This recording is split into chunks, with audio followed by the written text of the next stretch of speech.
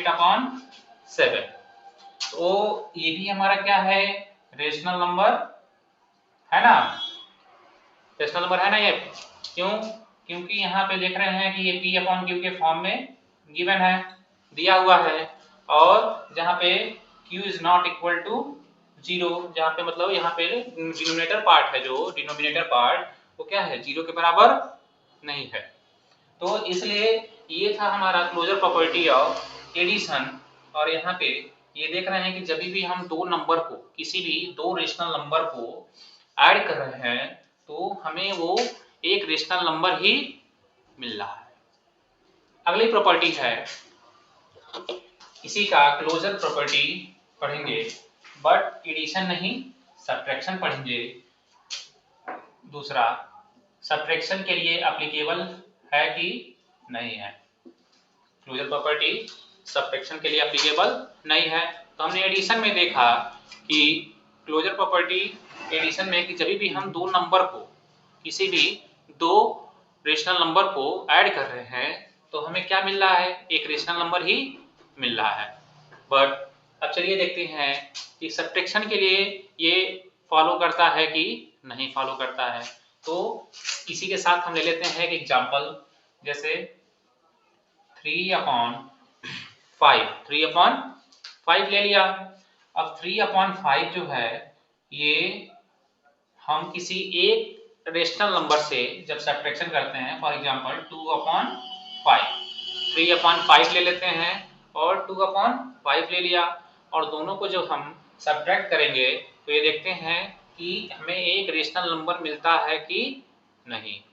तो हम लोग जानते हैं कि जब भी लाइक टर्म्स हैं, दोनों लाइक टर्म्स हैं, लाइक टर्म्स क्या होते हैं, तो जब डिनोमिनेटर सेम होता है तो उसी को हम लोग क्या बोलते हैं, लाइक टर्म्स। और अनलाइक टर्म्स क्या होता है, तो जब डिनोमिनेटर सेम नहीं होता है तो उसको हम लोग बोलते हैं अनलाइक टर्म्स। तो यहाँ पे लाइक टर्म्स है तो हमें ना इनका, मैंने बताया था आप लोग को कि एलसीएम लेना नहीं है, डायरेक्ट इसको क्या करना है, 3 में से 2 को क्या कर देना है, माइनस कर देना है। तो 3 में से 2 को जब माइनस करेंगे तो 1 मिलेगा, और अपॉन 5, तो 1/5 मिला। और यहाँ देख रहे हैं कि 1/5 भी जो है P/Q के फॉर्म में है, और जो Q हमारा है मतलब डिनोमिनेटर पार्ट जो है वो 0 के इक्वल नहीं है। तो ये हमारा क्या हुआ, एक रेशनल नंबर मिला। इसका मतलब क्या हुआ कि किसी भी दो नंबर को घटाएंगे तो हमें क्या मिलेगा, एक रेशनल नंबर ही मिलेगा। इतना क्लियर हुआ आप लोग को। चलिए आगे जो है हम लोग चलते हैं नेक्स्ट पार्ट पे, closure property of multiplication. Closure property of multiplication, क्योंकि हम लोग जब एडिशन के लिए फॉलो कर रहा है, सब्ट्रैक्शन के लिए फॉलो कर रहा है, तो जाहिर सी बात है इसके लिए हमें चेक करना पड़ेगा मल्टीप्लिकेशन के लिए फॉलो कर रहा है कि नहीं कर रहा है, डिवीजन के लिए फॉलो कर रहा है कि नहीं कर रहा है। तो क्लोजर प्रॉपर्टी मैंने बताया था आप लोगों की चारों टॉपिक के लिए फॉलो करता है, एडिशन, सब्ट्रैक्शन और मल्टीप्लिकेशन और डिवीजन के लिए। तो यहाँ पे हम लोग मल्टीप्लिकेशन के लिए देखेंगे कि ये फॉलो करता है कि नहीं करता है।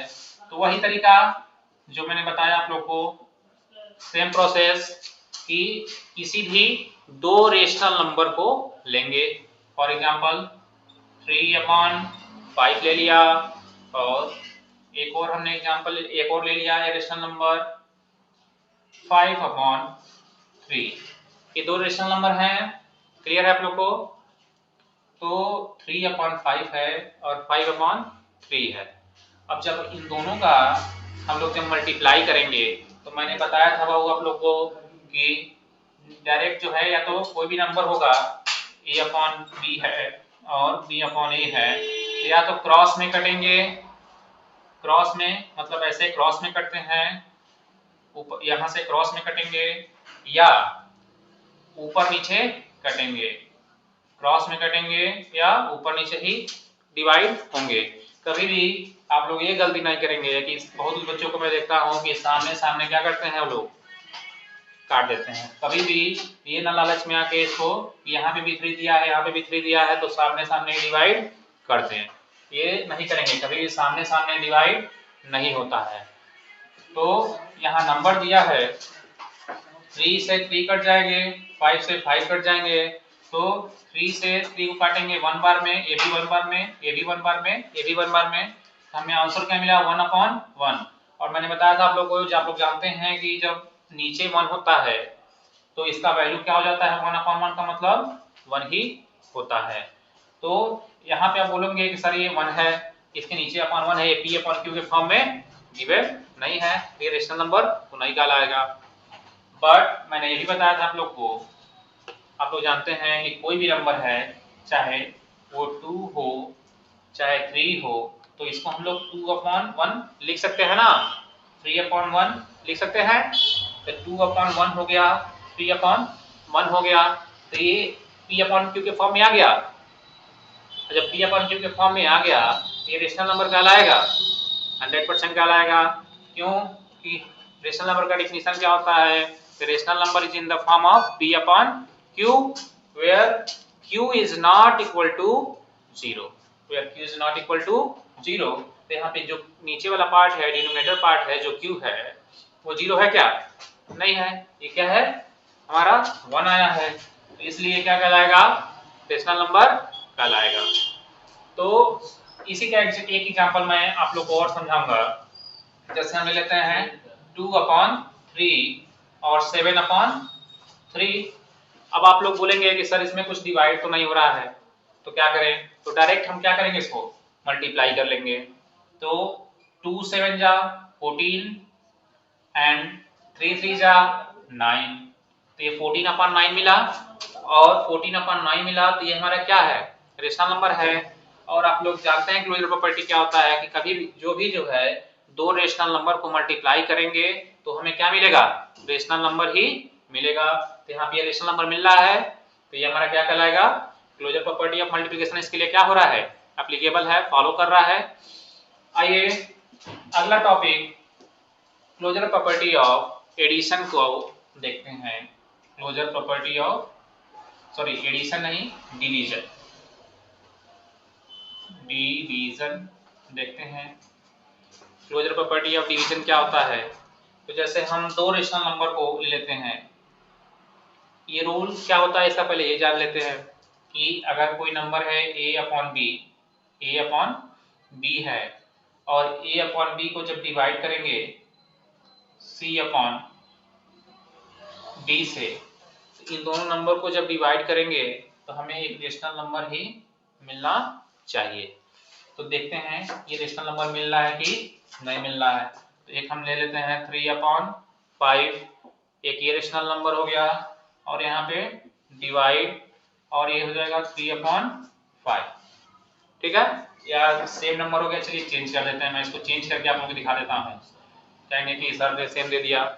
आइए देखते हैं हम लोग 4/5 ले लेते हैं, ठीक है, तो 4/5 ले लिया यहाँ पे। अब हम जानते हैं बाबू कि जब भी डिवीजन दिया होता है, यहाँ पे जब भी डिवीजन दिया होता है, तो जब इसको हम मल्टीप्लाई में चेंज करते हैं तो इस जो ये नेक्स्ट टर्म होता है इसका क्या हो जाता है, रेसिप्रोकल।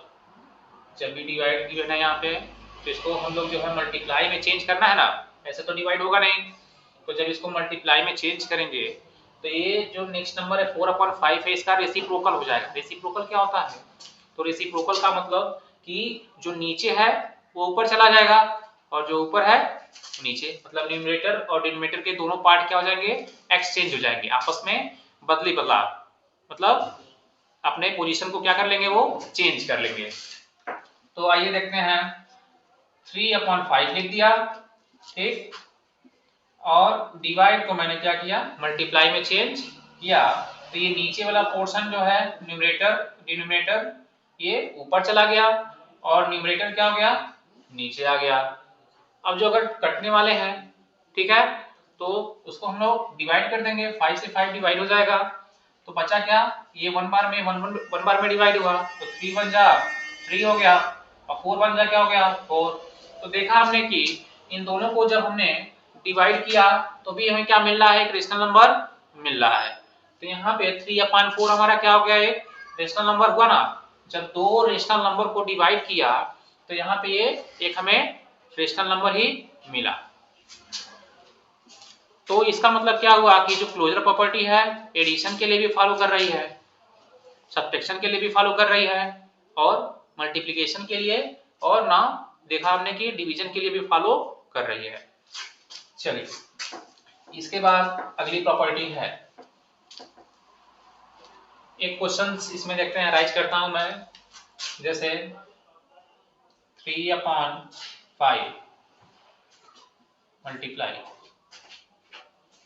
6/7। तो ये जो है 3/5 मल्टीप्लाई 6/7 है। तो ये पूछ रहा है ओवरऑल 2/3 मल्टीप्लाई -5/3।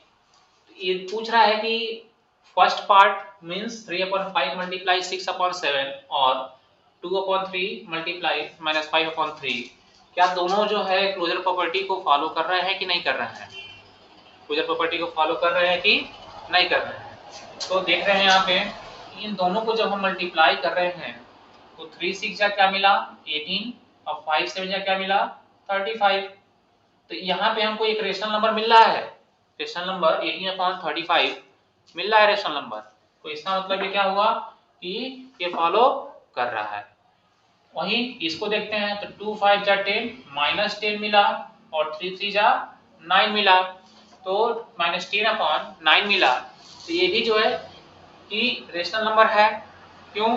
क्योंकि यहाँ पे -10/9 मिला जो किसके फॉर्म में है, P/Q के फॉर्म में है, और वहां पे Q जो है 0 के इक्वल नहीं है। वहां पे 0 क्या है, Q जो किसके इक्वल है तो 9 के इक्वल है, इसलिए जो है क्या कहलाएगा रेशनल नंबर कहलाएगा। और रेशनल नंबर कहलाएगा और P/Q के फॉर्म में है, तो ये किस प्रॉपर्टी को फॉलो कर रहा है, क्लोजर प्रॉपर्टी ऑफ मल्टीप्लिकेशन को। अगला है प्रॉपर्टी कम्यूटेटिव प्रॉपर्टी।